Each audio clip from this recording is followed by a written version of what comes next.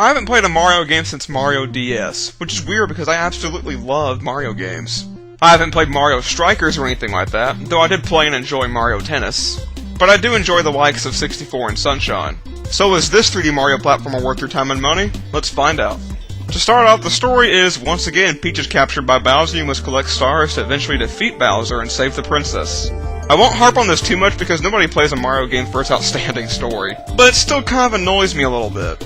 You'd think by now the masters of innovation and all-around fun games, Nintendo, would have come up with a decent story to keep your interest or perhaps motivate you a little bit more to finish the game and see what happens. I originally wasn't going to complain about this, however, because the presentation seemed to greatly improve over the past Mario games during the first few parts, but then toward the end it got a bit again. Also, there's still no voiceovers. I do agree that Mario and Bowser shouldn't have a voiceover, it could be kinda awkward. But I still think for some reason that Bowser Jr., Peach, or maybe even Rosalina should have one. It's kinda hard to explain, but there was just a few parts where I thought there was going to be some voiceovers, but it never happened. Like, the characters be moving around, the camera's moving around, and text appears on screen, but they just don't say anything. You know, it looks almost as if they're trying to say something, but they just say, "Ah!" or "Go, Mario!" It just looked really stupid. You know, I much rather listen to a boring, lackluster story than have to read through it. So, if you're gonna have a story that's as stupid as this, at least don't make me read through it.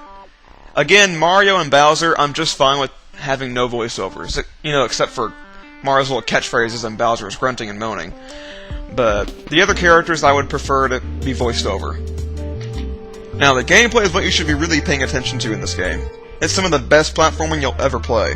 For starters, the game never ever gets boring. From the very start to the very end, they're constantly throwing new ideas and increasingly complex obstacles that build upon the last ideas. The most fun for me were the ball balancing sections where you have to use your Wiimote and hold it in a vertical position and steer by turning it left and right and increasing and decreasing your speed by tilting it back and forth. It's really cool. The only real problem with the gameplay is that it's just too easy for the most part.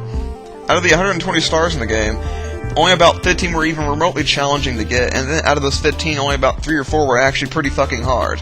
As a result of this, when I reached 120 stars, I don't really feel that sense of accomplishment that I feel with the other games I finish.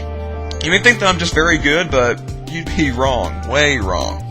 The only games I'm good at are rhythm games and racing games. Everything else I'm pretty much average at. And not only that, the last time I played a Mario platform was like back in 03 when Sunshine came out.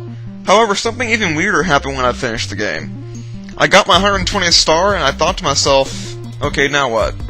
I didn't feel like I had just gotten through going on this grand adventure. I didn't feel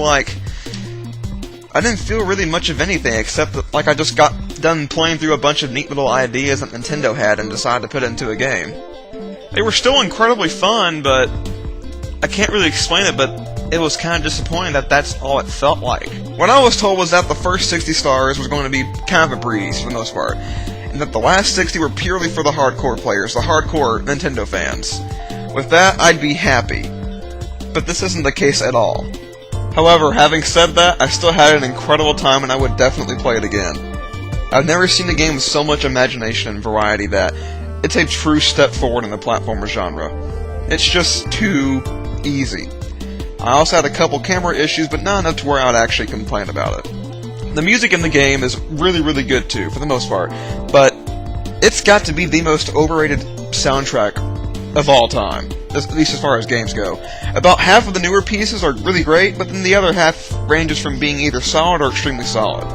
So, people, I don't mean to hold my opinion any higher than anybody else's, but I like to think I know what good music is. And to me, this is not anything special or fucking amazing or spectacular, or even revolutionary as some people are calling it. That's just no.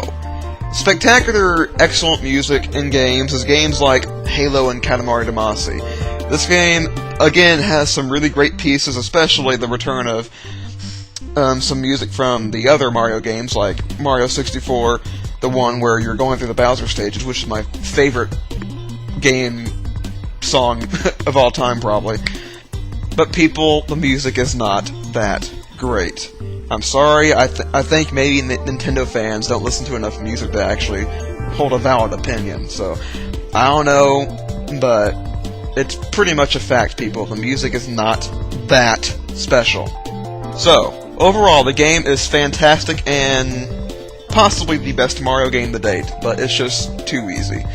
And what really has me worried is that I pretty much know for a fact that they're not going to improve upon the difficulty in Mario Galaxy 2. I just know it, because it wouldn't be appealing to the casual audience if they made it a bit too hard.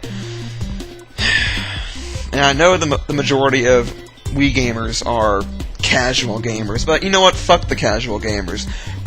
They're the kind of gamers that ruin games like this for me. This game would have been so fucking incredible, perfect, amazing, awesome if it just were a bit harder. It's still a great game, but it would have been so much better if it had just been challenging. So, if I had to give Mario a score on a scale of 1 to 10, I'd give it about an 8.75 or a 9 out of 10. So, hope you enjoyed my review. This is JMS Reviews, and I'll be putting out a lot more reviews now that I've gotten done playing some games that I've been wanting to review for a long time. So, yeah, see you next time.